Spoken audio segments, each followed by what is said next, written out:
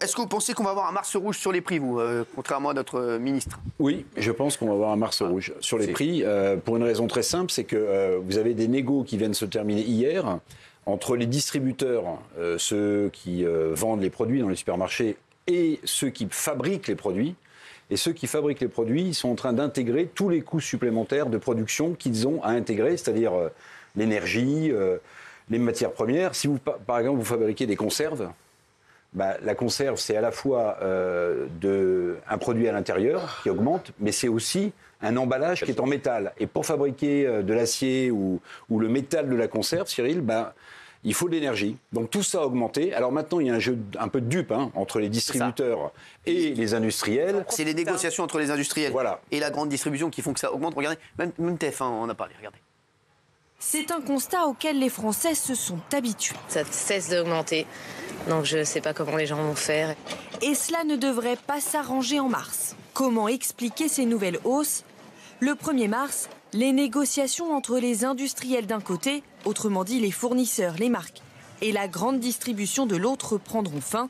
À cette date, les nouveaux prix seront fixés. Pour limiter ces hausses, une solution est sur la table, le panier anti-inflation proposé par le gouvernement. Objectif, des prix bloqués sur une cinquantaine de produits à compter de la mi-mars. Alors, je voudrais redonner la définition de l'inflation. L'inflation, c'est la perte du pouvoir d'achat qui se traduit par une augmentation générale et durable des prix.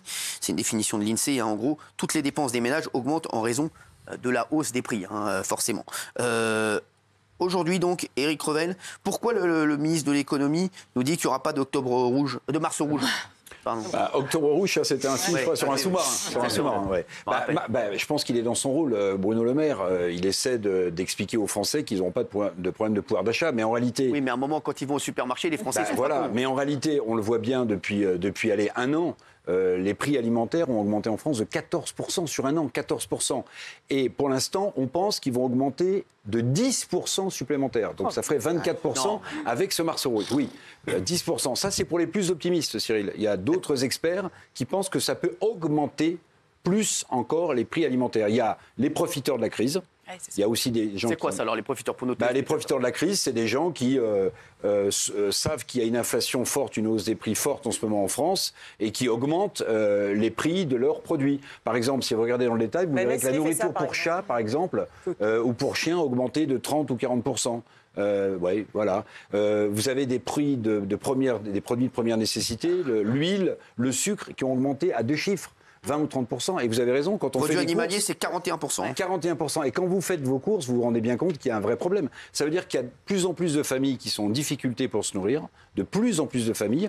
Et ça se traduit par un truc très simple, c'est que les banques populaires ou les restos du cœur sont submergés par des gens qui viennent de leur demander des produits pour se nourrir qu'ils n'avaient jamais vus jusqu'à présent. Donc, au-delà de la réforme des retraites, c'est un autre sujet. La hausse des prix, ça devient un sujet vraiment central en France, parce qu'encore une fois, il y a plein de familles qui ne peuvent plus se nourrir correctement. Et ça va avoir d'autres implications très fortes. À moyen terme, je ne veux pas être le négatif de la soirée, mais si vous nourrissez mal, ou si vous ne pouvez plus vous nourrir correctement mal, c'est-à-dire bouffer n'importe quoi, et ne plus manger correctement, vous allez aussi développer des maladies. Et tout ça, ça se retrouvera plus tard. Donc c'est vraiment une situation d'urgence, vraiment. Et malheureusement, je pense qu'on va avoir un Mars rouge. Alors, est-ce que ça sera une hausse de 10% ou de plus? On le verra. C'est-à-dire que chacun quand on fera ses courses. Les plus optimistes disent 10%. Les plus optimistes disent 10%. Oui. Mais il y a des gens qui disent, des experts qui disent que ça peut aller de 20 à 30% sur certains produits. Oui, Mathieu. Oui, on dit que l'inflation, c'est le cancer de l'économie et que du coup, l'inflation va faire en sorte qu'il va y avoir une hausse des taux d'intérêt, donc une baisse de l'immobilier, donc une baisse des investissements. Est-ce qu'on se dirige vers une crise économique ? On est dans une forme de crise économique. On est dans une forme de crise économique déjà. Les taux d'intérêt remontent très fortement. Très fortement. Très fortement. Donc ça veut dire que c'est très compliqué d'emprunter quand vous cherchez un logement et quand vous avez... Donc là, aujourd'hui, le marché immobilier est figé. Bien sûr. Voilà, donc forcément, il n'y a plus de transactions. C'est vrai que là, il a les taux d'intérêt aujourd'hui. Et alors, si vous voulez, pour répondre à la question de Mathieu, il y a aussi un autre truc, c'est que le principal moteur de la croissance en France, c'est la consommation des ménages. C'est la consommation des ménages. Si les gens ne peuvent plus acheter, ça veut dire qu'ils ne consomment plus. Et ça veut dire donc que l'économie française risque d'être sur une pente extrêmement descendante. Pour l'instant, on échappe à la récession, qui est la vraie crise économique. Alors, pour l'instant, on va y rappeler échappe. pour nos téléspectateurs. ce qu'est la récession. La récession, c'est une croissance qui n'est plus positive, qui devient une croissance négative. C'est-à-dire qu'on ne crée plus de richesse, on en perd. Et on y va là ? Alors, pour l'instant, on évite la récession, mais si la consommation continue de baisser à cause de l'inflation, les gens consommant moins, comme je vous le disais, c'est le principal argument de la croissance française, la consommation. Ce n'est pas les exportations, ce n'est pas ce qu'on vend. Si cette consommation tombe, la croissance, elle ne résistera pas. Donc, on va se trouver dans une situation économique qui peut être une crise économique, voire une récession. Bon, ce n'est pas des super nouvelles. Alors, ça fait déjà quelques semaines qu'on s'attend à un mois de mars terrible. Beaucoup de gens le disent. Écoutez Michel Biérou, le patron des achats et du marketing d'une grande enseigne, et regardez ce qu'il dit. On a aujourd'hui sur la table des hausses entre 15 et 49%. Donc, même si on fait notre travail de négociateur, bien évidemment, on va passer des hausses. Et donc, ces hausses-là vont s'appliquer à partir du 1er mars. Alors, il y a des produits, il y aura un peu de stock, donc peut-être le 1er avril, le 15 avril, etc. Donc, ça va s'étaler, je pense, effectivement, jusqu'au mois de juin. Donc on n'a rien vu encore, alors. Les plus fortes hausses sont devant nous. Bien sûr. Probablement, certaines marques vont disparaître peut-être des rayons. Ah oui. Parce que quand on nous demande 49% de hausse sans aucune justification, exemple, très clairement, je ne continuerai pas avec ce produit-là.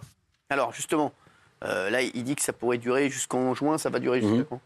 Ouais, alors là aussi, ça varie. Bruno Le Maire, le gouvernement avait dit en mars, on aura passé le plus gros. Là, maintenant, on dit que c'est plutôt à l'été, qu'il faut s'attendre encore à des hausses de prix.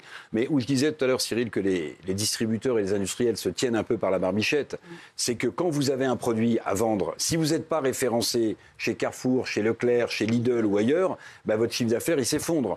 Donc, il faut trouver un terrain d'entente sur les prix. Le problème, c'est qu'entre les distributeurs et les industriels, qui va payer la facture ? Nous, les consommateurs. Exactement. Là, il dit qu'il y a des marques qui vont disparaître. Oui, parce qu'elles seront plus référencées, parce qu'ils ne voudront plus les mettre en rayon. Lidl, c'est une marque de ce qu'on appelle de hard discount, c'est-à-dire de prix cassé. Mais pour d'autres, prenez une boisson très connue que je ne vais pas citer. C'est à la fois une capsule et à la fois une bouteille de verre. Pour faire du verre, il faut de l'énergie. Et pour faire la capsule en aluminium, il faut aussi de l'énergie. Ça veut dire que le produit en tant que tel, il n'a pas vraiment augmenté, mais le contenant, il a augmenté. Donc évidemment, les industriels, ils répercutent toutes ces hausses de prix. Et le consommateur, il va avoir du mal à suivre. Enfin, on le voit bien en ce moment. Je pose une question. Oui, quand Macron a fait le Covid, 140 milliards, lorsqu'il a fait marcher la planche à billets, il se doutait bien derrière que plus on met de billets, plus il y a d'inflation derrière parce que la monnaie perd de la valeur. Il savait ça, il n'est pas idiot, il est banquier. Mais ça, il peut pas tout. En fait, il se doutait que ce qui allait arriver, c'était logique. C'est la Banque Centrale Européenne qui a racheté les dettes françaises, puisqu'on était obligé de soutenir à ce moment-là. Vous vous souvenez, au moment du Covid, il y avait du chômage partiel, il y avait des gens en difficulté. Heureusement qu'on a eu ces amortisseurs sociaux. Mais l'argent magique n'existe pas, effectivement. Donc la Banque Centrale a racheté la dette française. Elle a beaucoup créé de monnaie et l'une des raisons de l'inflation aussi, c'est la création monétaire, même si c'est un peu technique. Juste pour revenir sur les négociations que vous évoquiez entre les marques et les distributeurs, Les distributeurs, ils ont peut-être quand même un levier à jouer, parce que si effectivement ils disent on vous référence plus, les profiteurs ils vont essayer ils vont plus profiter. On leur dit là vous faites n'importe quoi, 40% c'est impossible. Évidemment ça doit monter vos prix, on le comprend, mais 40% vous allez beaucoup trop loin. Donc c'est peut-être eux qui peuvent éventuellement tordre. C'est exactement ça, Valérie. C'est toute la négo en fait en ce moment, qui s'est terminée hier entre les distributeurs et les industriels. Moi je me garderais bien de vous dire que seuls les industriels poussent à la hausse des prix et que les distributeurs regardent ça de loin en disant le pauvre consommateur. Donc je me méfie un peu, mais en réalité, moi je le dis comme je le pense, Cyril, le consommateur, vous avez de plus en plus de familles aujourd'hui qui ont du mal à acheter les produits. Bien sûr. Vous avez parlé tout à l'heure du panier anti-inflation lancé par le gouvernement. Alors, ça pouvait apparaître comme une bonne idée, sauf que là, ça a l'air d'être complètement enterré. Olivia Grégoire qui avait mis ça sur la table, visiblement, ce panier anti-inflation, c'était quoi ? C'était de dire on va sélectionner 10, 20, 30 produits de première nécessité, alimentation, produits d'hygiène, et on va obliger les distributeurs, les grandes enseignes, à avoir des prix cassés. Bon, mais le problème de la distribution, c'est qu'ils sont concurrents entre eux. Et la plupart d'entre eux ont déjà lancé leur panier anti-inflation. C'est du marketing, c'est de la publicité. Bon, donc les effets un peu d'annonce, de communication du gouvernement, pour l'instant, c'est pas la solution pour les consommateurs. Les consommateurs, ce qu'ils attendent... Les consommateurs, je vais dire ce qu'ils attendent. Moi, je le vois, hein, là, tous les tweets là, qui tombent, c'est j'avais un truc à 1 €, maintenant il est à 4 €. J'avais un truc à 2 €, il est à 7 €. Là, ils voient bien que ça je vais te dire, je pense que quand on dit, voilà, une augmentation globale de, combien on avait dit, 10%? Ah oui, 10% pour le mois de mars. Ouais, non, mais même, voilà, je pense que c'est déjà plus. Oui. Je pense que c'est déjà plus. Vraiment, je le vois hein, sur les prix. C'est tout simple, hein, on le voit. Hein, tu peux comparer le caddie que tu faisais avant, exactement le même. Là, c'est 12%. Maintenant, voilà, c'est 12. Moi, je pense qu'on est déjà, un peu plus. Je pense qu'on doit être entre 15 et 20. Et puis, ce qui irrite beaucoup les gens aussi, c'est qu'il y a un calcul officiel de l'inflation.